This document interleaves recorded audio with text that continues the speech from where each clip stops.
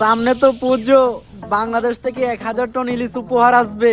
তোমার হাতে সর্ষে ইলিশ খাবো, গরম ভাত, সাথে নেবো 1 পিস মাছ। একটু মাছ ভেঙে ভাতের সাথে মাখিয়ে মুখে দিলেই। কি এমএলএ দাদা, বাংলাদেশ থেকে একটা সেটা ভাঙ্গা খবর এসেছে দাদা। দিলে তো গরম ভাতে পানিটা ঢেলে সবে মাত্র গরম ভাতের সাথে সর্ষে ইলিশটা মাখিয়ে মুখে দেবো। আরে দাদা, ইলিশ থাকলে তো সর্ষে ইলিশ খাবেন। এবার তো বাংলাদেশ থেকে আর পদ্মার রূপালী ইলিশ উপহার আসবে না। সে কি? তাহলে আমরা পদ্মার ইলিশ খাবো কিভাবে? এর প্রতিশোধ আমাদের নিতেই হবে দাদা। বাংলাদেশে এমন কিছু রপ্তানি বন্ধ করতে হবে যেটা ছাড়া বাংলাদেশ আর বাংলাদেশ থাকবে না। সেটা কি? রাজুদার পকেট পরোটা আর তরকারি। চলুন দাদারা, আপনাদেরকে একটা খবর দেই। বাংলাদেশ থাকবে না, থাকবে না বাংলাদেশ। আজকে আমি শোকাহত, আজকে আমি চিৎকার করব না, আজকে আমি রাখবো না। বাংলাদেশ থাকবে না। বাংলাদেশের জেলা চট্টগ্রাম, ফেনী, কুমিল্লা কোনোটাই থাকবে না। বাংলাদেশের চিকেন লেগরে আমরা কুকুরের মতো কামড়ে খেয়ে ফেলবো। থাকবে না বাংলাদেশ। এই যে রাজুদার তরকারি পরোটা দিলাম না রপ্তানি বন্ধ করে, বাংলাদেশের মানুষ এখন হাঁকবে কি করে? বাংলাদেশের মানুষের তো রাজুদার তরকারি আর পরোটা না খেলে হাগাই ক্লিয়ার হয় না। বাংলাদেশ থাকবে না, থাকবে না, না হাঁক দিয়ে পেরে মরে যাবে। থাকবে না, বাংলাদেশ থাকবে না। মিলিয়ে রাখুন, থাকবে না।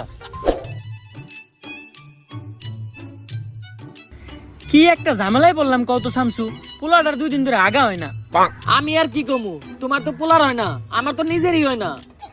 ইন্ডিয়া যখন কইছিল সামনে বাংলাদেশে অনেক বড় বিপদ হইব, তখন ভাবছিলাম না খাইতে পেরে মরে যাবো। ওহন তো দেখতেছি না আঁকতে পেরে মরে যেতেছি।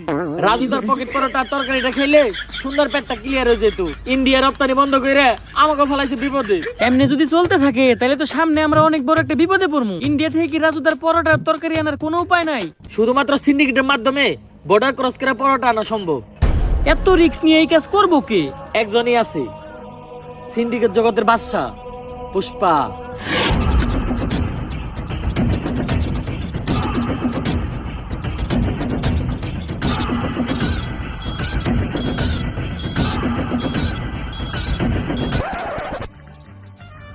কিরে পুষ্পা, তুই কাম বাদ দিয়ে পায়ের উপরে পা দিয়া বইরেছিস কে?